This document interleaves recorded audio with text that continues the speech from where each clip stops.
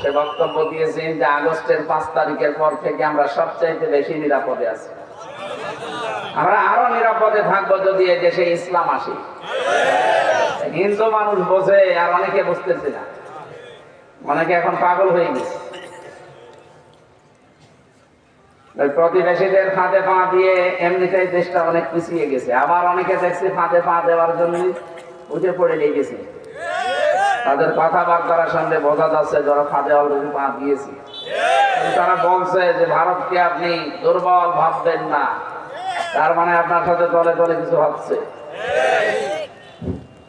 এই জন্যই তো এতদিনের পুরাতন বিষয় আবার ভুলে গিয়েছিল সাথী, সেটা নতুন করে সামনে নিয়ে আসে। চেতনাধারী মুক্তিযুদ্ধের চেতনার নাম দিয়ে, এই চেতনার নাম দিয়েই তো এ পর্যন্ত কি করলেন 53 বছর। চেতনার নাম নিয়ে বহু কিছু এদেশ থেকে আমরা হারিয়েছি, বুদ্ধিজীবী হারিয়েছি, আলেম ওলামা হারিয়েছি। কথা বলেন না কেন? আবার এই চেতনার নাম দিচ্ছেন।